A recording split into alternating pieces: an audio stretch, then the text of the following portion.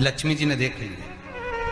लक्ष्मी जी ने नागलक्ष्मी को देखा तो नागलक्ष्मी ने पूछा कि ये कौन है तुम्हारे साथ में? मेरे पति है शेषनाग। ओह ठीक है। नाग नागिन का जोड़ा ही ऐसा होता है, पति जाए तो पत्नी बदला लेती है, पत्नी जाए तो पति बदला लेता है।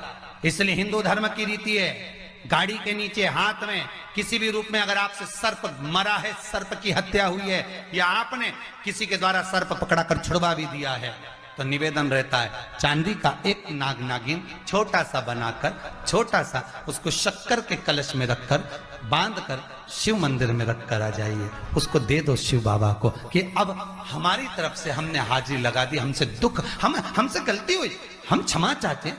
गलती मनुष्य से होती है, मानव से होती है, हो गई गलती, अब आपको साधन। स्वप्न में अगर सांप दिख रहा है, स्वप्न में सर्प नजर आ रहा है, पान का पत्ता, तांबुल पान का पत्ता, उस पान के पत्ते पर एक लाल चंदन से सर्प बना और सर्प बनाकर उसका शिव मंदिर में स्पर्श कराकर बहते पानी में छोड़कर आ जाइए, सर्प दिखना बंद, स्वप्न में कभी नहीं दिख सकता। सर्प का घर में सर्प आ रहा है, आस्तिक मुनि का स्मरण करिए, 5 लौंग, एक नाग नागिन का जोड़ा छोटा सा, किसी भी स्थान पर ईशान कोण के अंतर्गत उसको थोड़ा सा खड्डा खोदकर 5 लौंग के साथ नाग नागिन के जोड़े को दबा दीजिए, मिट्टी डाल दीजिए। घर में जब नाग नागिन का जोड़ा आप दबाएं तब आस्तिक मुनि का नाम लेकर दबाएं, मां मनसा का नाम लेकर दबाएं, जो नागों की बहन है, उस मनसा देवी का स्मरण कर कर उसको डाल दी। आज भी हमारे यहाँ हिंदू धर्म नीति है, जब पहला कॉलम नए मकान का पहला कॉलम जब भराता है, उसमें तांबे के कलश में नाग नागिन रखकर, कमलगट्टा रखकर, अमरबेल रखकर, थोड़ी सी सरसों रखकर उसका पूजन कर कर पहले कॉलम के अंदर, जो पहला कॉलम भराएगा गड्ढे का, पहला जो सरिया रखाता है, कॉलम भराता है, वास्तु पूजन के हिसाब से उसमें रखा जाता है। और वो तो वो उसके रखने के बाद भी जब मकान का मुहूर्त होता है तो वास्तु पूजन में नाग नागिन का जोड़ा रखाता है, वो भी उस मकान में कहीं ईशान के अंतर्गत उसको दबाया जाता है, उसको भी। इसलिए कह देते हैं यहाँ पत्थर मत लगाना, यहाँ टाइल्स मत लगाना। पंडित जी से पूछोगे तो ब्राह्मण बता देगा इस जगह पर टाइल्स ना लगाइए, इस जगह पर पत्थर ना लगाइए, यहाँ पर वो गोला रखा जाएगा, यहाँ पर वो नाग नागिन का जोड़ा रखाएगा वास्तु पूजन के बाद। 4 लोहे की कील, नागफणी कील, वास्तु पूजन में चारों मकान में चारों तरफ लगाई जाती है। क्यों लगाते हैं? कि कोई दोष हुआ हो, कोई जीव यहाँ रहता हो, सर्प का निवास हो, अगर मकान बनाने में टूट गया हो, किसी का मन दुखा हो, तो वो मन ना दुखे, क्षमा याचना, परम आभूषण है, क्षमा मांग लेना, परम आभूषण। गलती करो तो क्षमा मांगने में देरी ना करो, हो गई गलती, हो क्षमा, हम क्षमा मांगो। हे शंकर, हे शंभु, हे त्रिकालदर्शी, हे कैलाशी, हे अविनाशी, क्षमा कर दो, गलती हो गई। श्रावण के महीने की पंचमी कौन सी तिथि?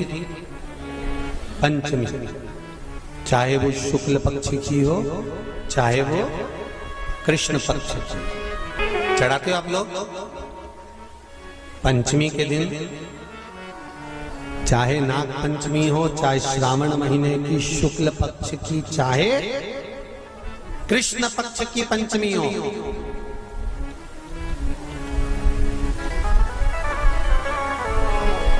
शिव जी पर जल चढ़ाया गया।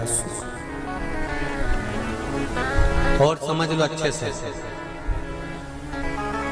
श्रावण महीने की पंचमी के दिन देवाधिदेव महादेव पर चढ़ाई गई शमी पत्र,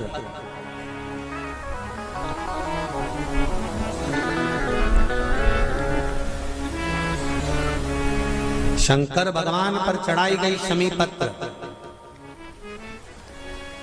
आस्तिक मुनि का नाम लेकर, कौन से मुनि? आस्तिक मुनि का नाम लेकर शमी पत्र को वापस उठाकर उसको अपने दरवाजे की चौखट पर कहीं पर भी या द्वार पर कहीं पर भी एक ओर रख देने पर घर के अंदर, बगीचे के अंदर सर्प प्रवेश नहीं करता। ध्यान रखिए, सर्प प्रवेश नहीं करेगा। शमी पत्र समर्पित करने पर उस शमी पत्र को आस्तिक मुनि का स्मरण करने, कौन से मुनि है? आस्तिक मुनि का स्मरण करने पर भीतर घर के अंदर बगीचे में सर्प भी प्रवेश नहीं।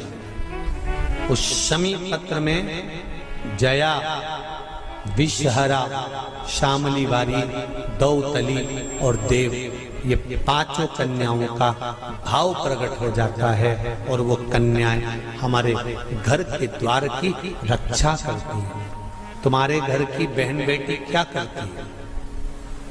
तुम्हारे घर की बहन बेटियां क्या करती हैं? घर में बहन बेटी आती हैं तो बद्दुआ देकर नहीं जाती। घर में कन्याएं रहती हैं, बद्दुआ नहीं देती। घर की बेटियां जब दरवाजा छोड़कर शादी कर वाले दिन, विदाई के दिन अगर जाती भी हैं तो बेटियां हाथ में धान भरकर फेंक कर जाती हैं कि मेरा मायका खूब फले फूले आगे बढ़े। छापे लगाकर चली जाती हैं कि हमने हमारी जीवन की सारी दौलत, जीवन का सारा सुख अपने मायके में दे दिया है। वो बेटियां तो जया,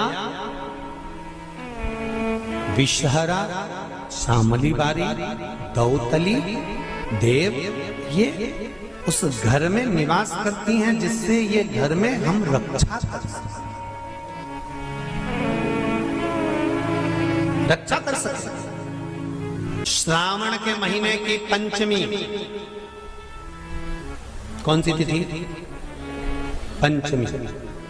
चाहे वो शुक्ल पक्ष की हो, चाहे वो कृष्ण पक्ष की। श्रावण महीने की पंचमी के दिन शंकर भगवान पर जिस जिस परिवार के व्यक्ति का कांवड़ जल हमने बताया है आपको, जरूरी नहीं है कि डंडा बांधकर 2 कावड़ के जल के लोटे लेकर जाओ, आप अपने हाथ में भी 2 पात्र लेकर जा सकते हैं।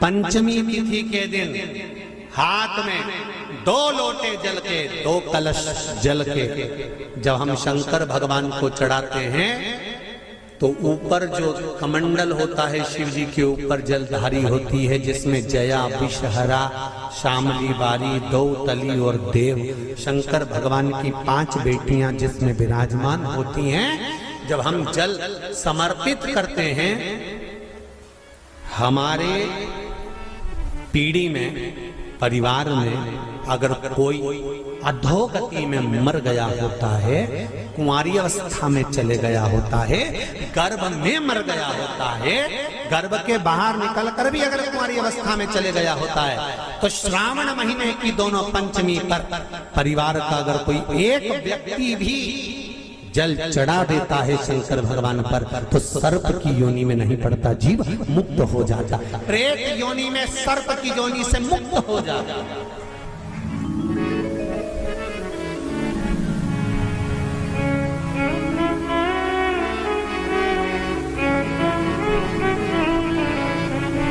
महाराज, हमारे यहाँ सांपों की पूजन कौन से दिन होती है, कौन सी तिथि में करते हैं? जम के बोलो जरा। नाग पंचमी। नाग पंचमी का मतलब क्या है? सांपों की पूजन करो। नाग पंचमी का मतलब होता है शंकर जी के मंदिर में जाकर 1 लोटा जल समर्पित कर दो। उसका कारण क्या है कि हमारे परिवार में, हमारे कुटुंब में कोई 7 कुटुंब में, परिवार में कोई 7 पीढ़ी के अंतर्गत भी अगर कोई जीव तड़प रहा होता है, पड़ा हुआ होता है, उसकी मुक्ति नहीं होती है, तब पंचमी का चढ़ा हुआ जल उस जीव को प्राप्त हो जाता है और वो जीव तर जाता है, उसका फिर जन्म नहीं होता, वो तर। इसको मुक्तता कहता। 5 स्थान है जहां पर भगवान शंकर को चढ़ा हुआ जल यदि हम लगाते हैं तो हमारे 9 ग्रह चाहे शनि हो, चाहे राहु हो, चाहे केतु हो, चाहे बृहस्पति हो, सारे ग्रह हमारे अनुकूल हो जाते हैं। 5 स्थान बताए और बड़े सावधानी से स्मरण करिएगा उन 5 स्थानों का। शिव जी पे चढ़े हुए जल को यदि हम झेल कर अपनी नेत्रों पर लगाते हैं, मस्तिष्क पर लगाते हैं, कर्णों पर लगाते हैं, कंठ पर लगाते हैं और अपने हृदय पर लगाते हैं, तो व्यक्ति की जिंदगी में कैसा भी ग्रह का दोष हो वो धीरे धीरे समाप्त होते चले जाते। नेत्र, कर्ण, मस्तिष्क, कंठ और हृदय,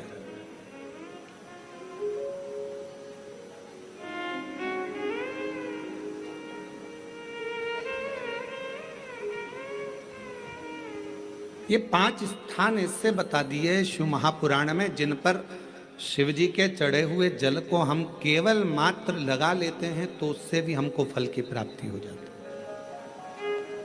5 स्थान शिव जी को चढ़े हुए जल को लगाने का। पहला स्थान बोलिए, जम के बोलो जरा, नेत्र। दूसरा स्थान कर्ण, तीसरा स्थान मस्तिष्क, चौथा स्थान कंठ और 5वां स्थान अपना हृदय।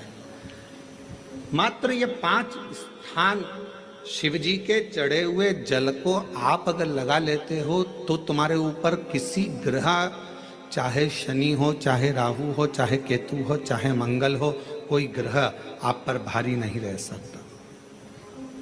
और एक प्रैक्टिकल कर कर देखना, शिव महापुराण सुना करो तो प्रैक्टिकल जरूर करा करो, क्योंकि आपको मालूम पड़ना चाहिए कहीं सियोर वाला महाराज झूठ तो नहीं बोल गया। प्रैक्टिकल जरूर करो और प्रैक्टिकल का फल मिले तो पत्र में जरूर लिखकर भेजो कि हाँ हमने कथा सुनी थी कोरबा की, और कथा सुनने के बाद मुझे 3 महीने में जो प्रैक्टिकल करा मैंने तो उसका फल मिला मुझे। प्रैक्टिकल करो। जिस लड़की को, जिस लड़के को मंगल है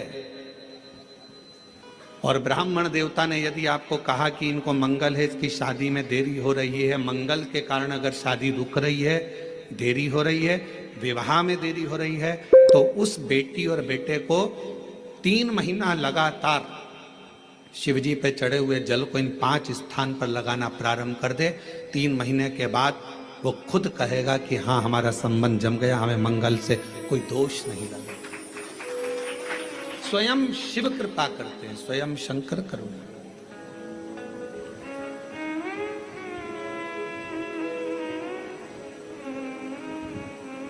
ये 5 स्थान मेरे देव अधिदेव महादेव की अविरल भक्ति के लिए, निर्मल शुद्धि के लिए है।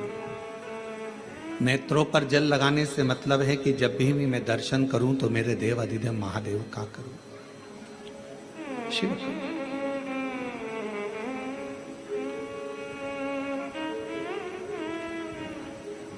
कंठ पर जल लगाने से मतलब है कि मेरे मुख से जो वाणी निकले, और मान लो मेरे मुख से कोई अपशब्द निकल गया तो किसी का बुरा ना हो जाए। कर्णों से जल लगाने से मतलब है कि मेरे कानों के माध्यम से जो शब्द मेरे अंदर जाएं वो मेरे जीवन का कल्याण करें। मस्तिष्क पर जल लगाने से मतलब है कि मेरे भगवान के चरण का जल, उनकी रज मेरे सिर पर चढ़ी रहे और मेरे जीवन में कभी अहंकार ना आए। हृदय पर जल लगाने से मतलब है कि मेरे हृदय में भगवान शंकर के चरणों का वास नित्य प्रति रहे, हमेशा।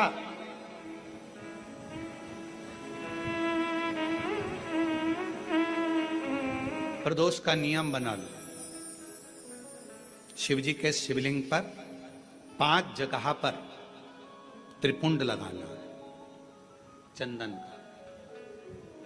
समझेंगे अच्छे से? मान लो शंकर भगवान का शिवलिंग है और ये शिव जी का शिवलिंग है, ये जलाधारी है, ये गणेश जी का स्थान, कार्तिकेय का स्थान, बीच में अशोक सुंदरी का स्थान, शिव जी के ऊपर जो बूंद बूंद पानी जलाधारी में से टपकता है वो शिव जी की 5 लड़कियां। नाम बोलेंगे साथ में, जया, विषहरा, श्यामली बारी, दौतली, देव। शिव जी की 5 बेटियां। शिवलिंग में अगर आपने, डॉक्टर ने कहा कि बहुत बड़ी बीमारी है, तकलीफ है, 5 स्थान पर त्रिपुंड लगाना प्रारंभ करो। पहला, दूसरा, तीसरा, चौथा, पांचवा, अर्थात शिवलिंग के कहीं पर भी भाग पर आप अगर 4 स्थान पर नीचे भी लगाएं और 1 स्थान पर ऊपर भी लगाएं, शिवलिंग के किसी भी भाग पर 5 जगह पर चंदन का लेपन करना प्रारंभ करो। उसी चंदन के भाग में से 5 जगह का नमः शिवाय बोलकर थोड़ा सा चंदन लेकर आइए, कंठ पर और वक्षस्थल अर्थात हृदय पर उसको लगाना प्रारंभ करो।